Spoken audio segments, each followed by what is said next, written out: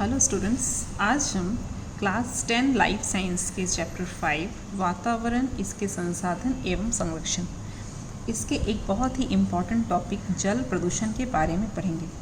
पिछले वीडियो में हमने वायु प्रदूषण के बारे में चर्चा की थी। तो प्रदूषण के कई प्रकार होते हैं, उन प्रकार में से जल प्रदूषण जो है एक बहुत ही महत्वपूर्ण जो है प्रकार है प्रदूषण का। तो जल प्रदूषण या जिसको हम लोग कहते हैं वाटर पॉल्यूशन, ये क्या है?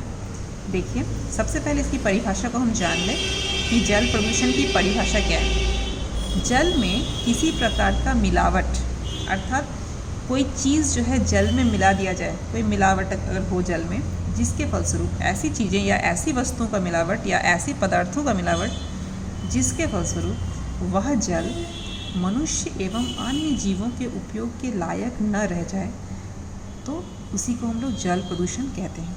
ठीक है, अर्थात जल में ऐसे पदार्थों का मिलावट जिसके कारण से क्या होता है कि वो जल जो है मनुष्य एवं अन्य जीवधारियों के उपयोग के लायक नहीं रह पाता है, तो उसी को हम लोग कहते हैं जल प्रदूषण। अब जल प्रदूषण किन किन कारणों से होता है, ये हम लोग को देखना बहुत ज़रूरी है कि कौन कौन से ऐसे रीज़न हैं, कौन कौन से ऐसे कारण हैं जो जल को प्रदूषित होने में सहायक होते हैं, जो जल को जो है प्रदूषित कर देते हैं। ऐसे क्या क्या कारण हैं?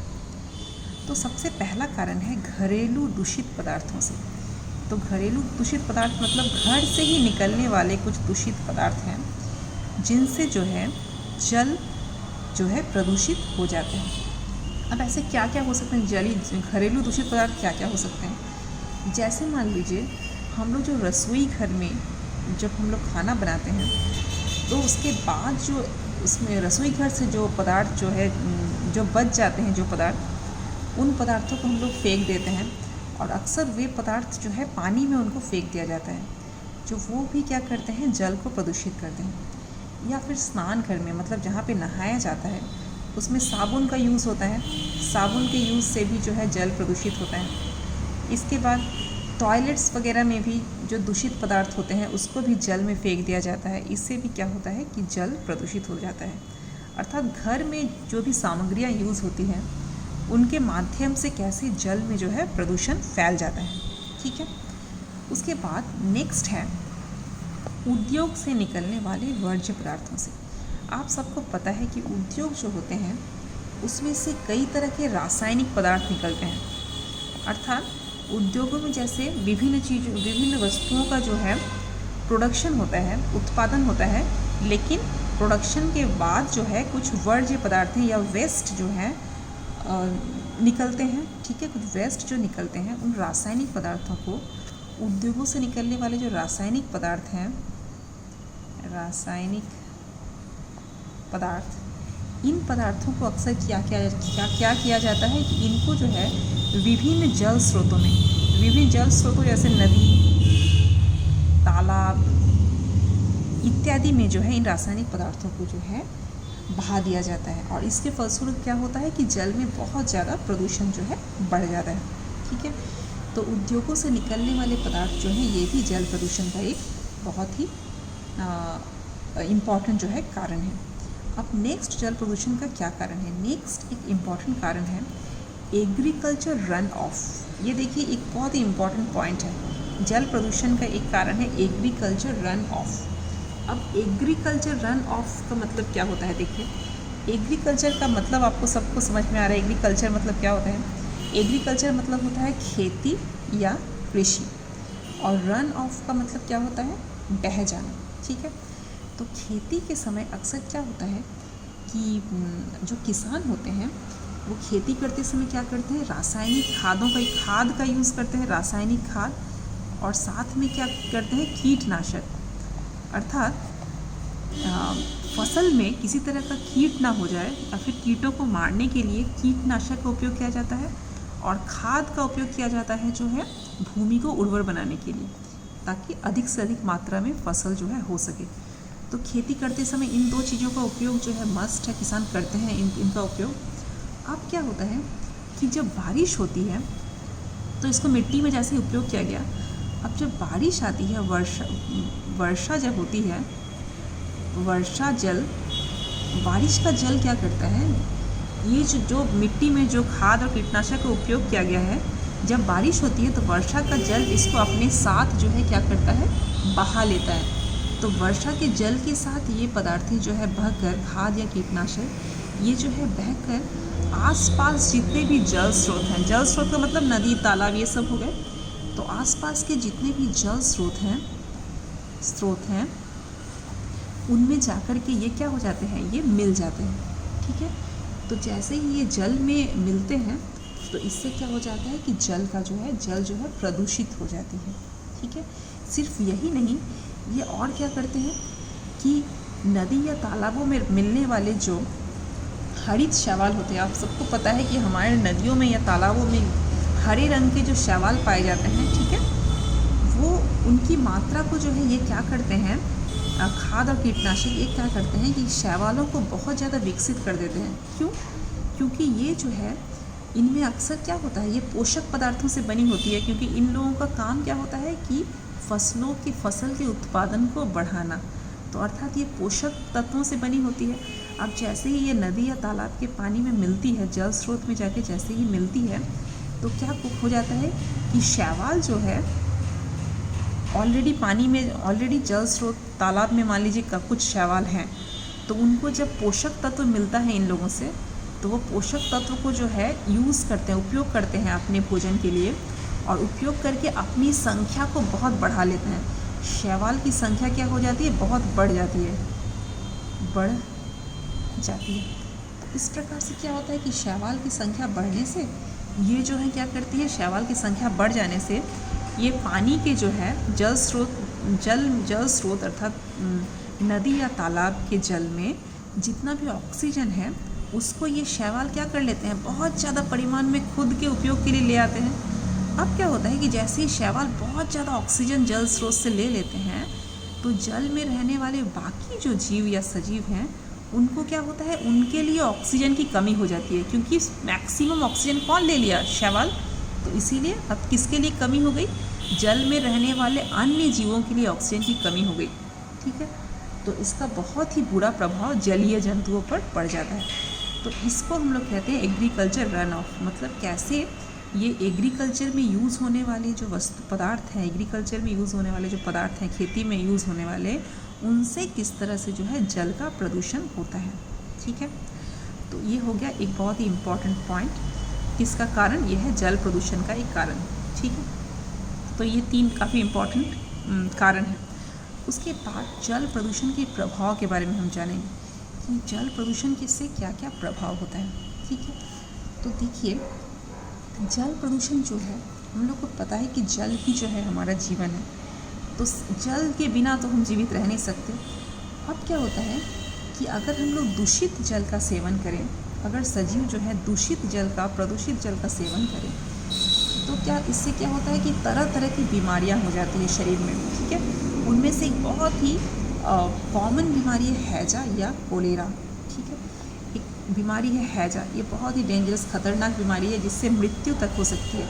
ये किस कारण से होता है, ये होता है जल प्रदूषण के कारण से।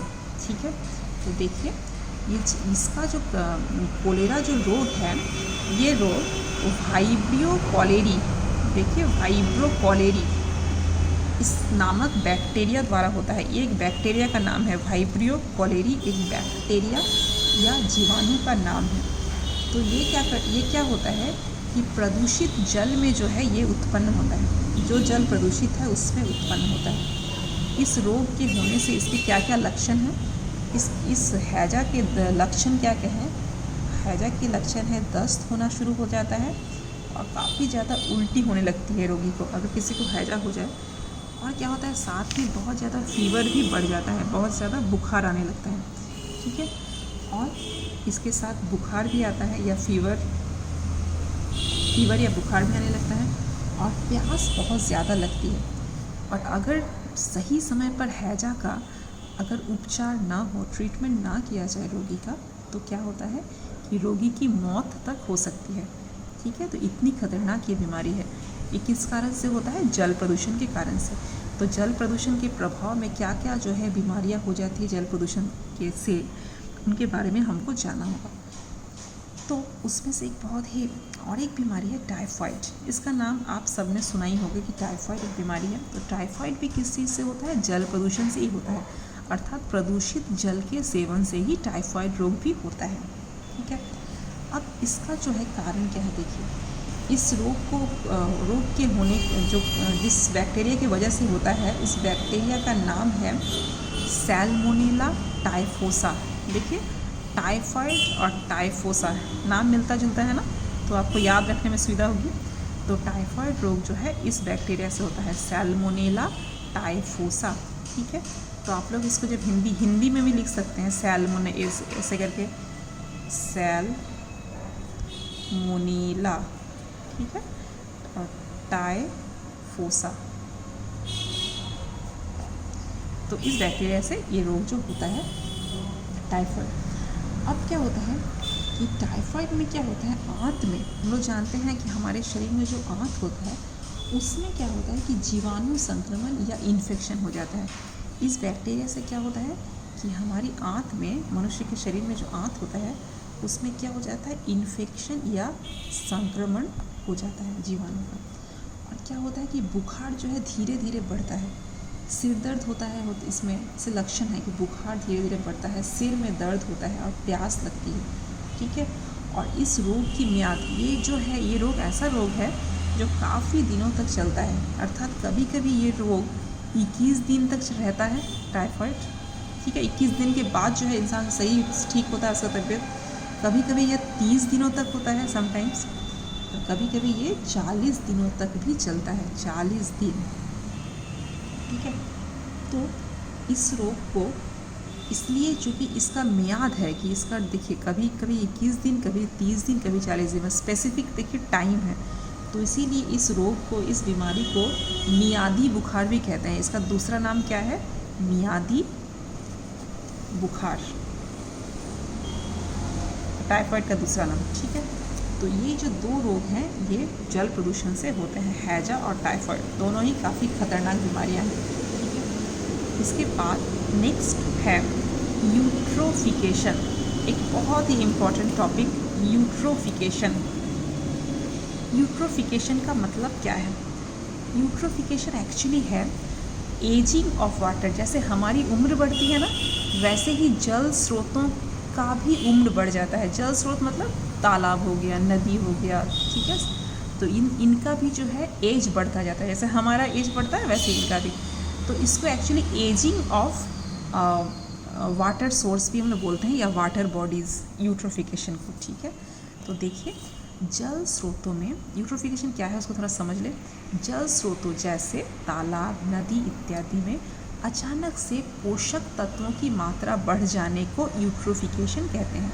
ठीक है, अर्थात इस तालाब, नदी इत्यादि के जल में बहुत ज़्यादा परिमाण में पोषक तत्व बढ़ जाएं तो उसी को हम लोग यूट्रोफिकेशन कहते हैं। अब देखिए अभी मैंने आपको समझाया था कि जब जल में बहुत ज़्यादा पोषक तत्व बढ़ जाते हैं तो जो शैवाल है उस जल में, तालाब या नदी में जो शैवाल आप देखते हैं ना, हरा रंग का जो शैवाल ऊपर तैरता रहता है, आप लोग देखे होंगे तालाब में, तो वो हरे रंग के जो शैवाल हैं वो जो तैरते रहते हैं वो क्या करते हैं, जब पानी में बहुत ज़्यादा परिमाण में पोषक तत्व बढ़ जाते हैं तो वो शैवाल क्या करते हैं, अधिक मात्रा में नाइट्रेट, फॉस्फेट इत्यादि को अधिक मात्रा में ग्रहण करने लगते हैं, क्योंकि उनके पास खाना अधिक है तो ज़्यादा खाना खाएंगे, है ना। अगर आपके पास बहुत ज़्यादा भोजन रख दिया जाए अच्छा तो आप लोग भी ज़्यादा सेवन करेंगे ना। वैसे ही जब इनको अधिक मात्रा में अच्छे पोषक तत्व मिलने लगते हैं शैवाल को, तो ये भी नाइट्रेट, फॉस्फेट इत्यादि को अधिक मात्रा में ग्रहण करना शुरू करते हैं। अब जैसे ही ये ग्रहण ज़्यादा करने लगते हैं, इनकी मात्रा भी धीरे धीरे, शैवालों की मात्रा भी क्या होती है, धीरे धीरे बढ़ती जाती है। एक समय में ऐसा होता है कि इतना ज़्यादा शैवाल हो जाता है इन तालाब और नदी में, जो कि इनको बिल्कुल नष्ट कर देता है तालाब नदी को। ठीक है, अर्थात जो नया तालाब या नया नदी आप देखिएगा उसमें थोड़ा कम ही मात्रा में शैवाल पाए जाते हैं, लेकिन काफ़ी दिनों के बाद जब यूट्रोफिकेशन होता है, अर्थात कि जब उनका एज बढ़ने लगता है तालाब नदी का, तो ज़्यादा मात्रा में जो है शैवाल उसमें उपस्थित होकर के इसको जो है ख़राब कर देते हैं, इस तालाब या नदी या जल स्रोतों को, वाटर बॉडीज़ जिसको बोलते हैं इसको। अब जब ये शैवाल अधिक मात्रा में बढ़ जाते हैं तो मैंने अभी बताया कि ये क्या करते हैं, इतने सारे शैवाल हैं, अब सारे शैवालों को जो ऑक्सीजन चाहिए, तो ये ऑक्सीजन ये कहाँ से लेते हैं? ये तालाब, नदी, ये सब के पानी से ही ऑक्सीजन को ये लेते हैं। ठीक है, अब बहुत ज़्यादा शैवाल है तो बहुत ज़्यादा ऑक्सीजन ग्रहण कर लेंगे। अब जैसे ही ये बहुत ज़्यादा ग्रहण कर लेंगे तो तालाब और नदी में ऑक्सीजन की मात्रा क्या हो जाएगी? बिल्कुल कम हो जाएगी।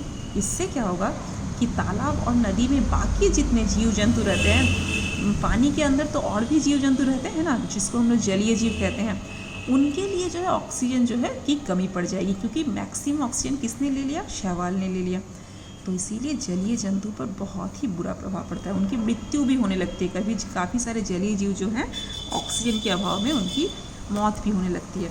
तो इसको हम लोग कहते हैं यूट्रोफिकेशन, जिसके बारे में मैंने कहा कि एजिंग ऑफ वाटर बॉडीज़। ठीक है, तो इस वीडियो में बस इतना ही। मिलते हैं नेक्स्ट वीडियो में। Thank you so much.